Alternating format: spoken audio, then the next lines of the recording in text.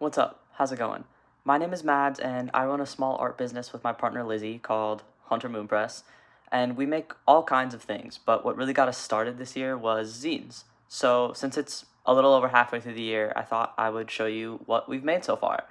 This is 100% inspired by brattyxbre, so go check out her video if you haven't already. She has so many great zine resources and just great art in general. Okay, so I'm gonna go in chronological order, but I wanted to mention up top that how our collaboration process sort of works is we make everything kind of together, but stuff that's mostly ours will have our initials on it. Like these are mine, and this is Lizzie's. This isn't the first zine I've ever made. I technically made my first one on notebook paper with crayons, and I was gonna try and find those to show, but I can't. If I ever do, I'll definitely bring them on here. But otherwise, this is the first zine I ever made. The handwriting is mine and everything, but Lizzie did a lot of the stylization just because, especially back in January, I was not even a little bit confident that I could do anything creative at all. I'm getting a lot better at that and having a lot more fun kind of illustrating and designing things on my own. So this one is called Why, but also Hello. It's kind of a chaos zine about, like, existentialism, I guess. So it's why, but also hello. Why not? Because I'm scared. I know you're scared. And I'm tired. Rightfully so. So what's the point? There isn't one. Exactly. Over the last year or so, we've been watching a lot of Dropout, and specifically a lot of Dimension 20. And I watched Fantasy High all the way through for the first time this winter, maybe this year. And this quote absolutely changed my life. That's dramatic. I think it just meant a lot to me. But it's from, I think, the end of season 1 episode, like the second to last episode of season 1 of Fantasy High. And it's Brennan talking as, like, the Void. Well, Kristen Appleby's is up in heaven again. The first rule of existence is as above, so below. People are fractal images of the universe. You are as we are. Bad things happen to good people because things happen all the time. And it is up to people to determine whether they are bad or good. In the same way that your heart feels and your mind thinks, you mortal beings are the instrument by which the universe cares. If you choose to care, then the universe cares. And if you don't, then it doesn't. And that's something I think about a lot, especially as someone who used to be religious, grew up really Catholic, which is what this is. I grew up Catholic. First communion, confirmation, Bible camp, the whole thing. I even went to a Catholic school for a while. Religion brought me a lot of comfort and gave me a lot of answers. Well, it tried. I'm no longer a Catholic or even a Christian, for a multitude of reasons, but I'm at a point in my life where I'm starting to find those answers elsewhere. Like a D&D show on Dropout, apparently. Turns out most of these answers are just reiterating that there are no answers, that this is all chaos and that nothing matters unless we make it matter. If you would have told me that a few years ago, it would have sent me into an existential spiral, but I'm starting to find it quite comforting. We're living in a time that's going to be full of a lot of why and a lot of unknowns. It's normal to find comfort connected to some sort of higher power, but I think it's worth it to put a little bit of that hope and faith in other people, and a little faith in the unknown. And then I listed some further watching, reading, and listening that kind of just gives me the same feelings that I was going for in this zine. This is a pretty short zine. This is already the end. So obviously Fantasy High. The Flowering Wand is a really good book by Sophie Strand. If the book doesn't sell, and honestly just that entire album by Rip Momney, check it out if you haven't. Never Let It Die and Talking to Myself by Watsky. We Can Be Anything by Baby Queen. Just Saying by Eden, and then North Star by Richie Mich and the Coal Miners. If you have anything that fits these vibes, I'd love to hear them. This is kind of my energy a lot of the time, so definitely let me know. And that's that one. Alright, this is Lizzie's first zine, and it's a beast. It's 16 pages, handwritten, about every pagan holiday, or a lot of the common neo-pagan holidays, and kind of just some nature writing to go along with them and how to celebrate them. This is one of the most beautiful things I've ever seen, and I know that I'm really biased, but I think she's very talented. I will read through this whole thing sometime if anybody wants that, but for now, I don't think I have it in me. But definitely let me know. I know it's a little hard to read, and I went really fast. So if you do want any more information about this, please let me know. Alright, the next zine I made is called How to Read Without Amazon. So this one and this one is free to download and print out on our Ko-fi, which I'll link in the description. All of our zines are available there for purchase, except for these two are free. They're just digital versions, though. In a time of book bans and censorship, sharing stories and information with each other is more important than ever. Unfortunately, a lot of people get their books from Amazon, including Audible and Kindle, a corporation built on running small booksellers out of business. Amazon is now at the forefront of this overconsumptive capitalist system that often feels impossible to escape from. Changing our habits isn't going to fix things overnight, but it can and will make a difference. There are better, more joyful, and more sustainable options that are just as convenient and affordable. Here are some of those options. How to acquire books, from freest to least free. Steal them, sort of. Don't worry, I'm not gonna suggest that you commit real crimes. Libraries, one of my favorites. Used and secondhand. Indie and local bookstores, which I know that means you're spending money, but at least you're investing it back into the community. And then a bonus page on the back called Reading Isn't Just Books, an introduction to zines. Steal them, sort of. Archive.org, home of the Wayback Machine, contains millions of free-to-download books, movies, music, and so much more.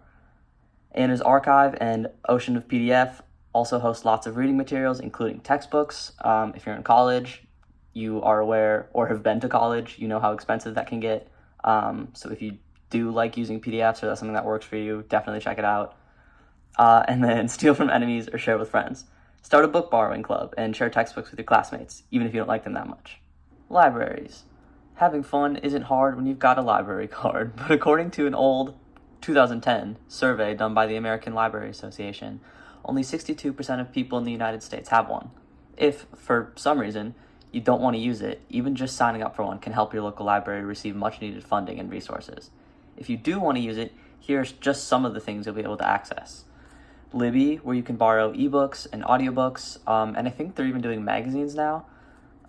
Free or low-cost printing, scanning, and copying, and then physical resources like games, tools, and our library even has seeds right now, a little seed library where you can take out seeds. We also have a couple little free libraries in our neighborhood that are never full of, like, current reads, but it's worth checking out. Alright, used and secondhand. If you borrowed a book from the library that you'd not like to own, shopping used books is a great option. A few brick-and-mortar places you can go are pretty much any thrift store. Again, might not have the most current options, but sometimes they do. Garage sales, same goes for that, and then local used bookstores. If you do want something a little more current, it's usually a better bet to go to somewhere like Half Price Books, which has quite a few locations across the country as far as I know. Powell's is a little specific. That's just in Portland, but there are 3 locations. If you are in Oregon, definitely go to Powell's. If you haven't, it's my favorite place in the entire world. And then thriftbooks.com, which is online only. I think they do have like a storefront on Amazon, but they aren't like owned by them or anything. From the research that I've done, at least. If you know different, definitely let me know. Okay, next we've got indie and local bookstores. Honestly, this page is just my excuse to highlight my favorite bookstores. There's a ton more that aren't listed here. Again, I made this a while ago and could only fit so many. But some of them are Milkweed and Open Book, which are in the same location in Minneapolis. Beck's Books, which is mostly just online for now, but they've got a ton of good stuff. Black Garnet Books in St. Paul, Cream and Amber in Hopkins. These are all in Minnesota so far, by the way. Zenith Books up in Duluth. Powell's, again, in Portland. Two Friends is actually a place in Arkansas that we went to a couple times when we were visiting down there. And then Always Here, which is also in Portland. And then finally, reading isn't just books. Newspapers, magazines, Tumblr posts, the back of shampoo bottles, and, a personal favorite, zines. Check out these zinesters on Instagram, Ko-fi, Tumblr, and Patreon. I'll put it a little closer so you can actually see them. And I will try to link them all down below. Alright, so the other one that we've got the free digital version of is 12 Permaculture Principles. This one's pretty short and sweet, not a whole lot of reading in there. Just the 12 permaculture principles, like it says on the title.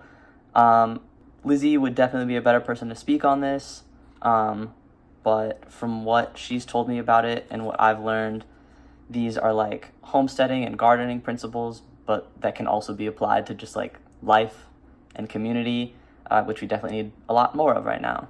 This we didn't originally print or design with a pink background, but we were playing with colors just for fun, and now we only printed on pink just because the colors pop so well.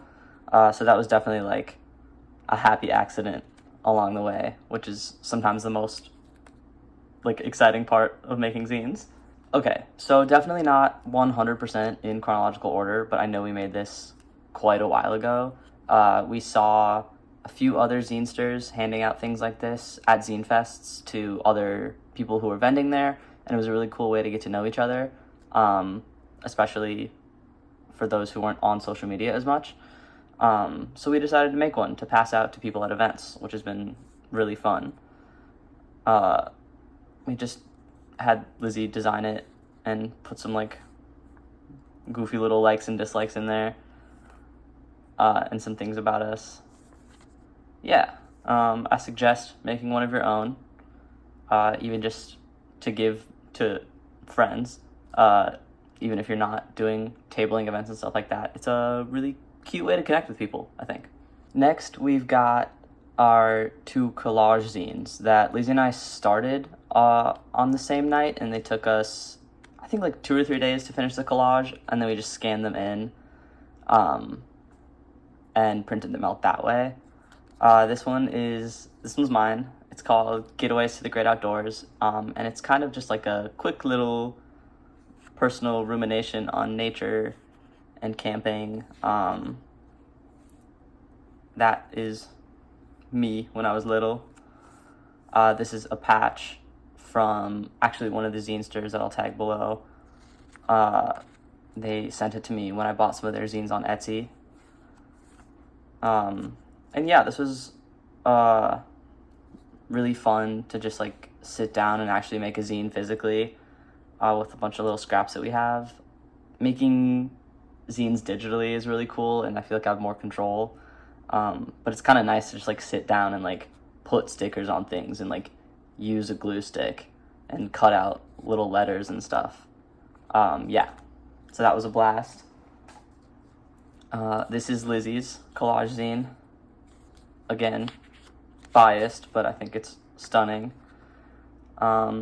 This is a little, I guess, kind of just thinking about shame, and learning to unpack that as you get older.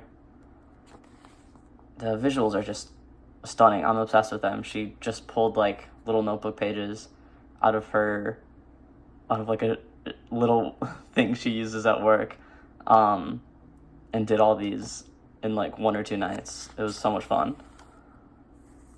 And like something like this, she's had that just like in our little collage materials since college. Same with this background as well. Yeah.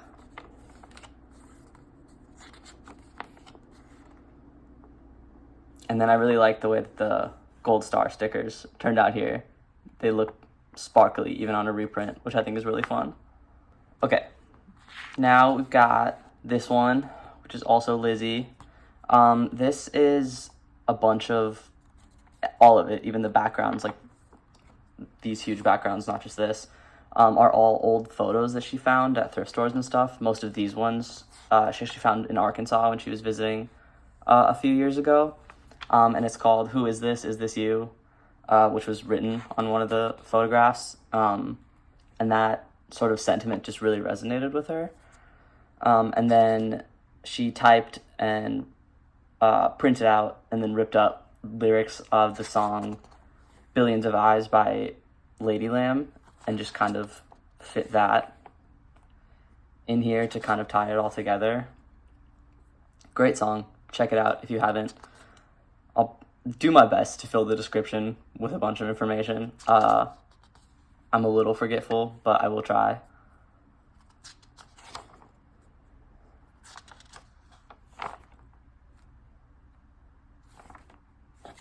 Awesome.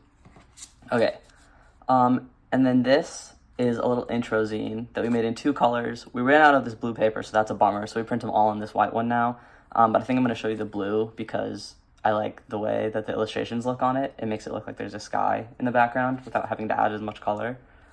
So this is our introduction zine for a comic that we're working on. And when I say working on, I mean thinking about really hard and kind of drafting. It's been hard to find the time to actually sit down and make progress on it, but it is a goal of ours this year.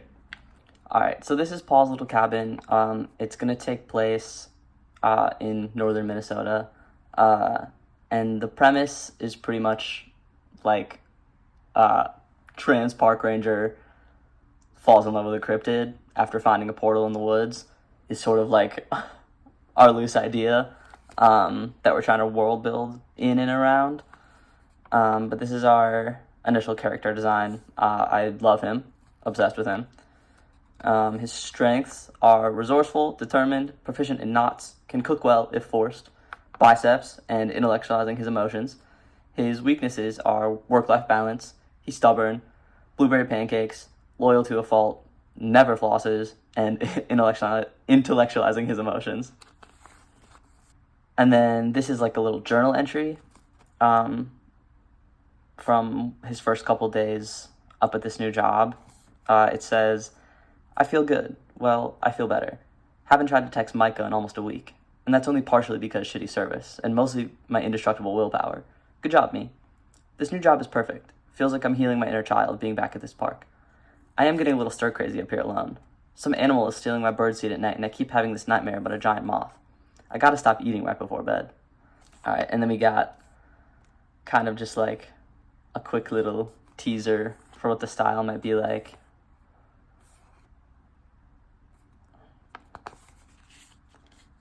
Yeah, and then ideally we'll start posting kind of digital versions of this story on Tumblr, and then once that gets built up enough, print physical volumes to sell at events and like consignment shops and stuff like that. But yeah, this is a blast to make, and I'm really excited about this idea. So I am excited to see where it goes. All right, and last but not least, this is our most recent zine. This is one of Lizzie's. Doesn't have her initials on the back, but this is all her. This is the first one we did with a cover, like a cardstock cover, and just like lighter pages inside, just because we really liked the way it ended up feeling with like a more like official cover. It's called Spur, and it's about train tracks and solitude and isolation, and kind of healing from that as you grow up. It's really beautiful writing. Again, super biased, but I think it's great. All the plants and leaves in here and everything are things that Lizzie actually like found and dried, which was really fun. And we just scanned those in using our printer, and she kind of arranged them that way. The train tracks were a relatively late addition, but we thought, especially with the color that it is, it kind of tied everything together in a really nice way, which I still think.